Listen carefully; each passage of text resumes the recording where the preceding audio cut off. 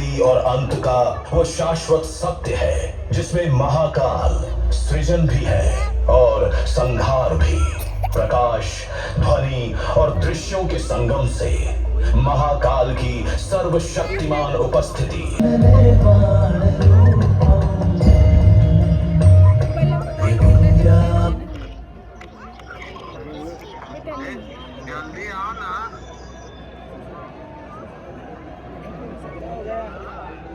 उपस्थिति हर हृदय में स्पंदित होगी।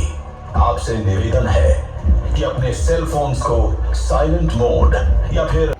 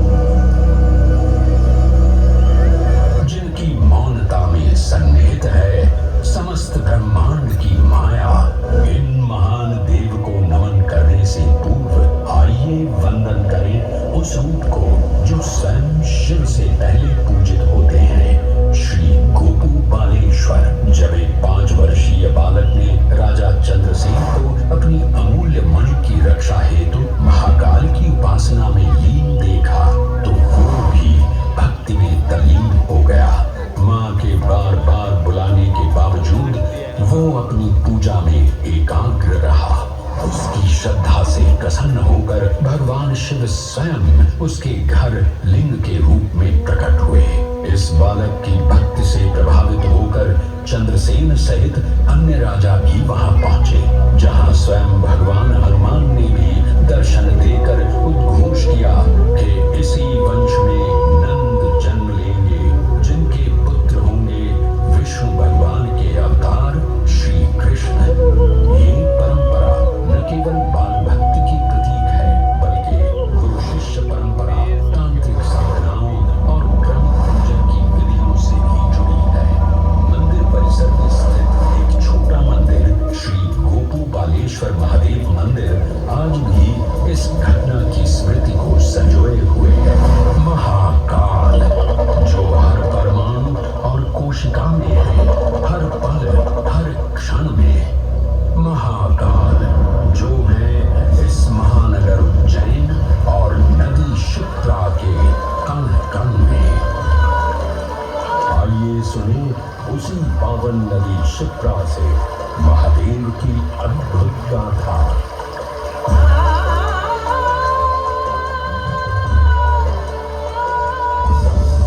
भगवान विष्णु के अवतार वराह के हृदय से उत्पन्न मैं पवित्र पावनी क्षिप्रा। उद्गम तो मेरा श्री हरि के हृदय से हुआ, पर मैं प्रवाहित हो रही हूँ महाकाल के चरणों में।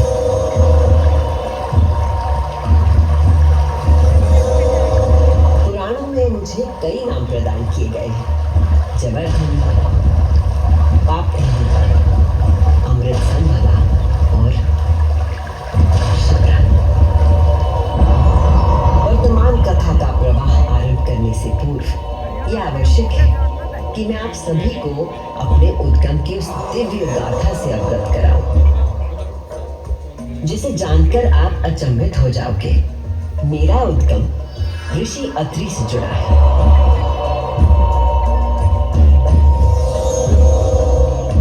जो सप्त ऋषियों में से एक है।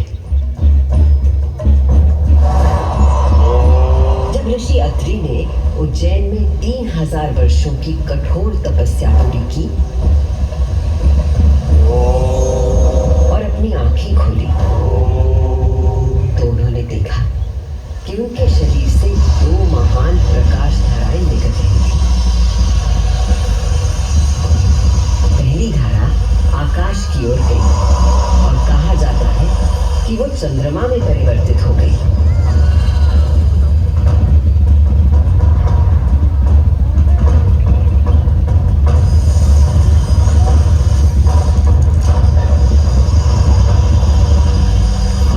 प्रकाश धारा पृथ्वी की ओर गई और उसने मेरा रूप धारण कर लिया।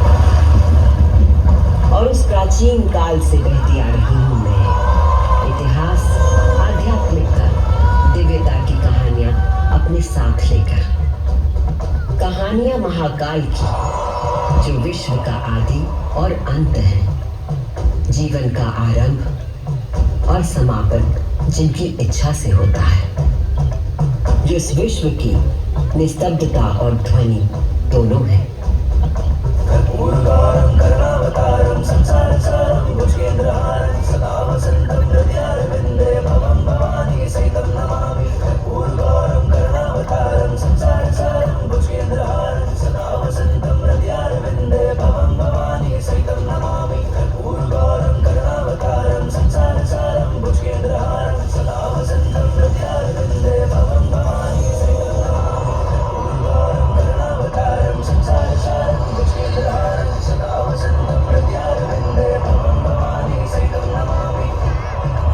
महाकाल की महागाथाएं इतनी विस्तृत हैं कि वे काल और अंतरिक्ष की सीमाओं को पार कर सकती हैं।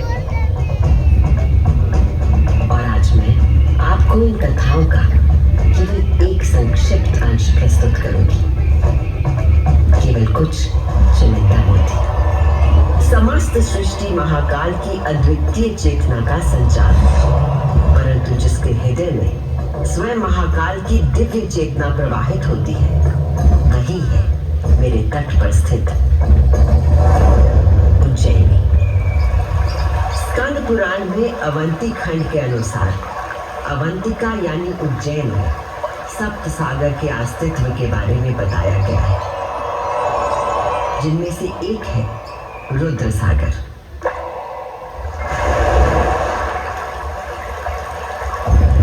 वही रुद्र सागर जहां आज आप सब विराजमान हैं, जहां पर अनादिकाल से ब्रह्म कमल खिला करते थे,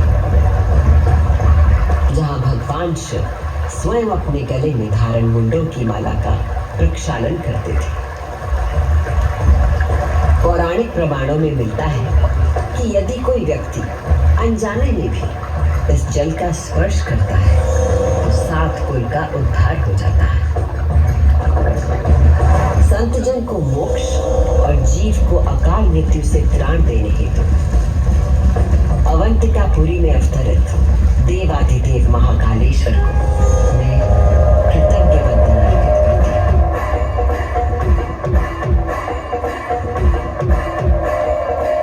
आज मैं शिप्रा देवी आपको उन्हीं महाकाल की शिव पुराण में उल्लिखित एक गाथा सुनाती हूँ।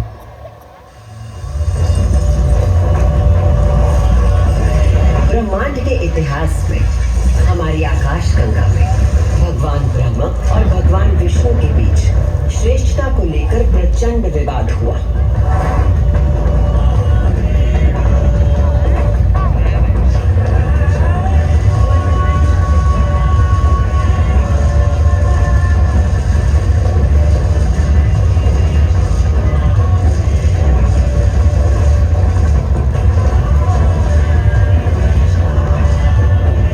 जब अपनी पराकाष्ठा तक पहुंच गया तो दोनों अपने अपने दिव्यास्त्र लेकर आपस में युद्ध करने के लिए तैयार हो गए। स्वर्ग में हाहाकार मच गया।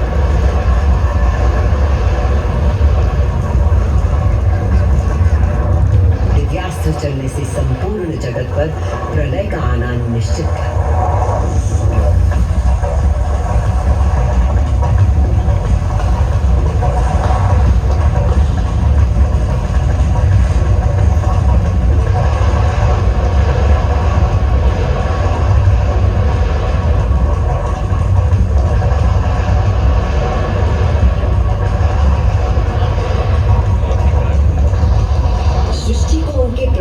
बचाने के लिए और इन दोनों के विवाद को रोकने के लिए भगवान शिव को माया रचनी पड़ी। और अकस्मात अग्नि की ज्वालाओं से लिपटा हुआ एक महान अग्नि स्तंभ आकर स्थापित हो गया, जिससे दोनों देवताओं के दिव्यास्त्र स्वयं ही शांत हो गए।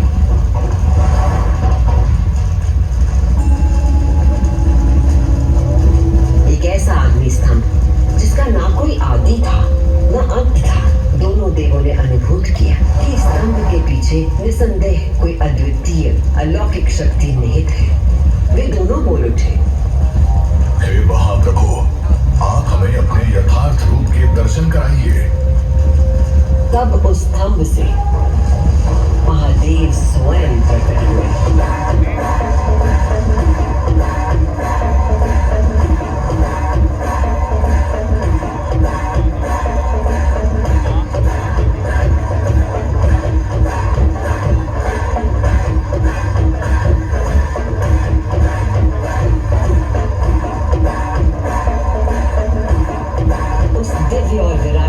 के पंचमुख थे और प्रत्येक मुख में 3-3 नेत्र प्रकाशित हो रहे थे। उनके भाल पर चंद्रमा का मुकुट था और मस्तक पर जटा।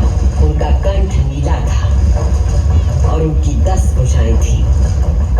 उनके अंग समस्त आभूषणों से सजे थे। उनके मस्तक पर भस्म का त्रिपुंड था।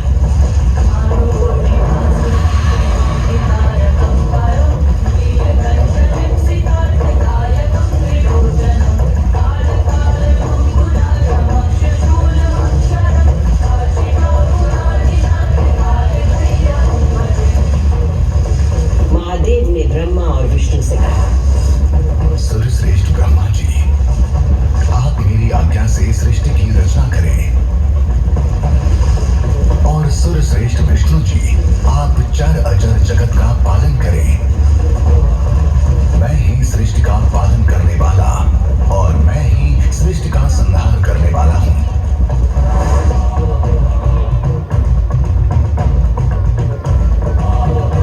मैं ही ब्रह्मा, विष्णु और रुद्र नाम से 3 रूपों में बटा हूं।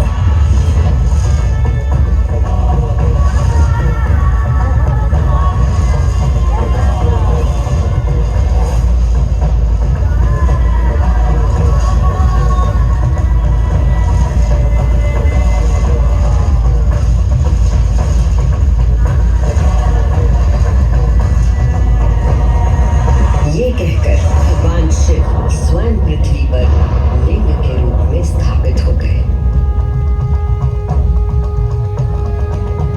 उस पल से इस लोक में लिंग पूजा का विधान प्रारंभ हुआ।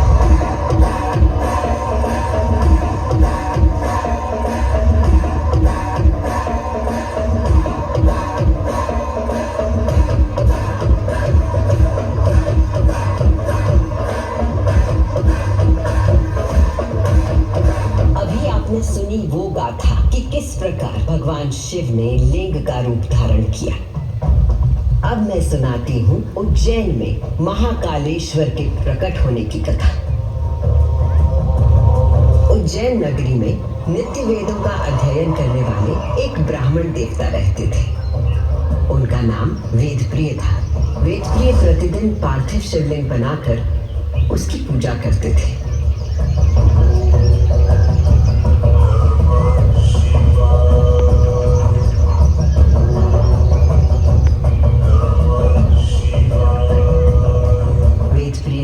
शिव पूजा पारायण और भगवान शिव में आस्था रखने वाले 4 तेजस्वी पुत्र थे। उनके नाम थे देवप्रिय, लोकप्रिय मेधा, सुकृत और सुव्रत। चारों सद्गुणों में अपने धार्मिक पिता से कम न थे। दिनों दिन उनके सद्गुणों में अभिवृद्धि होती रही, जिसके कारण अवंती नगरी उनके ज्ञान के तेज से प्रकाशित होने लगी। उसी समय दूषण नाम का एक असुर प्रजापति ब्रह्मा की उपासना में लगा।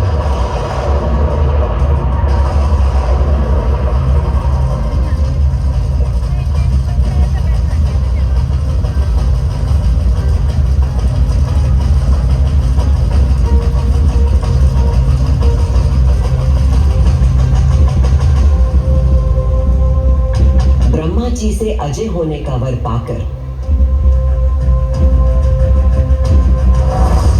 दूषण वेद, धर्म और धर्मात्माओं पर आक्रमण करने लगा।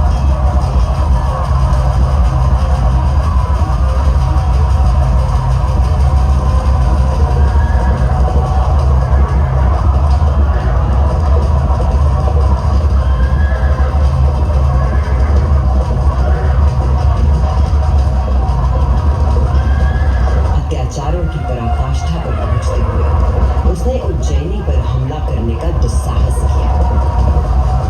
उज्जैनी में त्राही त्राही मच गई। मेरे दैत्य सेना नायकों, तुम चारों दिशाओं में जाओ और उज्जैनी में जहां कहीं धर्म पर चलने वाला, वेदों का अध्ययन करने वाला दिखाई दे, उसका नाश करो।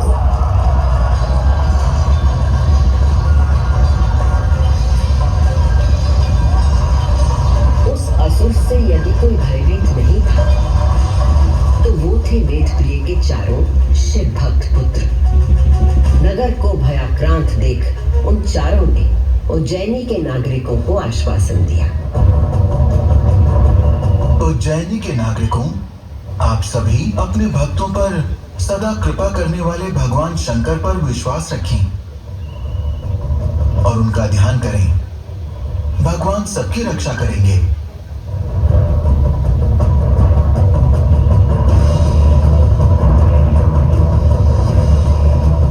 मंत्रोच्चार का आवेग बढ़ गया। देवप्रिय और उनके पुत्रों के संग उज्जैन के सभी नागरिक भी जाप करने लगे।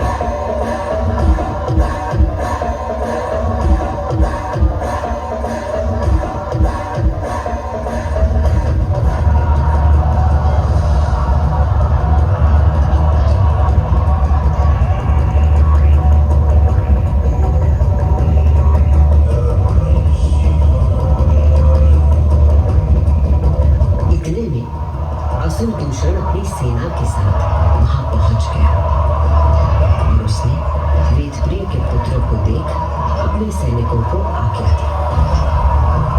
वध कर दो शिव की आराधना करने वाले इन शिव भक्तों का।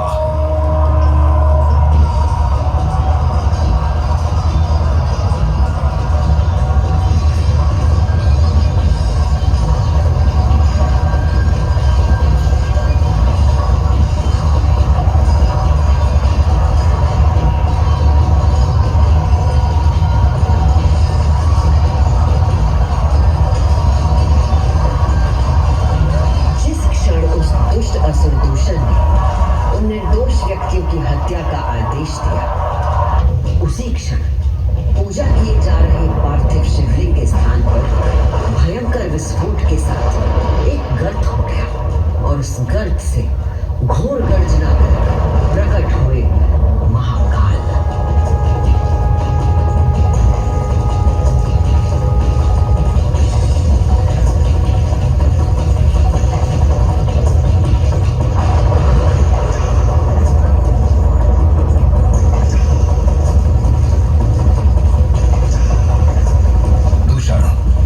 सत्पुरुषों के लिए आश्रयदाता हूं और तुझ जैसे दुष्टों के लिए महाकाल हूं।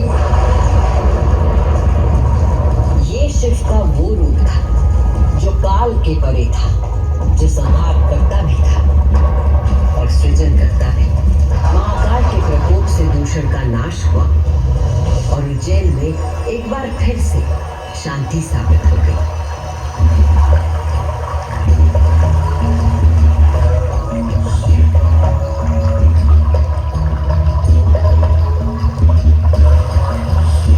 उज्जैनी के लोगों की आस्था से प्रसन्न भगवान महाकाल ने उन्हें वरदान मांगने को कहा। उज्जैन के निवासियों ने भगवान महाकाल को उनके भक्तों की रक्षा करने के लिए उसी स्थान पर सदा के लिए विराजमान होने को कहा। तब देवादिदेव उज्जैन में ही विराजमान हो गए और वहां चारों ओर की एक एक कोस भूमि ज्योतिर्लिंग रूपी भगवान शिव का स्थल बन गई। इस अद्भुत घटना की साक्षी बने समस्त देवता, गंधर्व और ऋषि मुनि। उज्जैन का वातावरण दिव्य ध्वनियों और मंत्रों से गूंज उठा।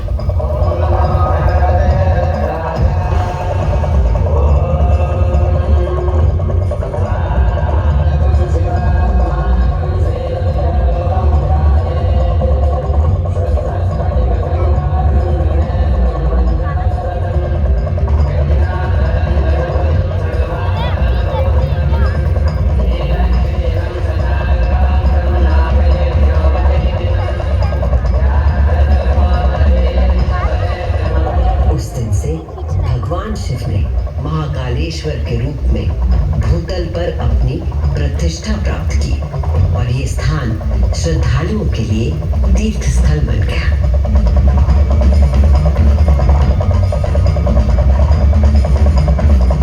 शिव पुराण में 12 ज्योतिर्लिंगों में से एक महाकालेश्वर ज्योतिर्लिंग। यहाँ की भस्म आरती विश्व प्रसिद्ध है।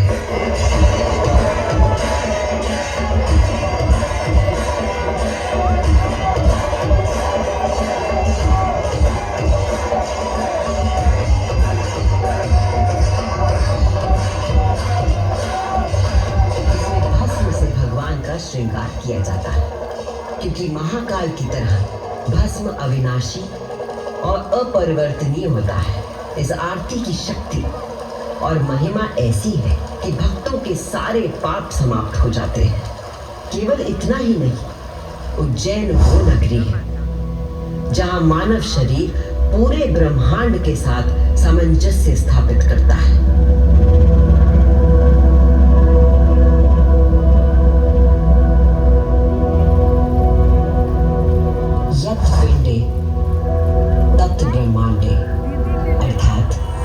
जो कुछ मानव शरीर में है वही ब्रह्मांड में भी विद्यमान है।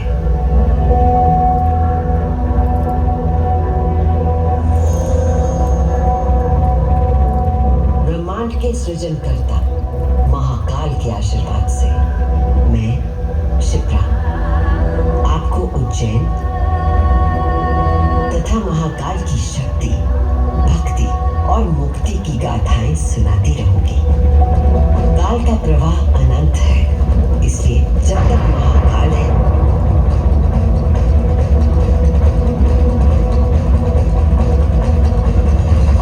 मैं यूं ही उज्जैन की स्मृतियों को अपने आंख में समेटे बहती रहूंगी।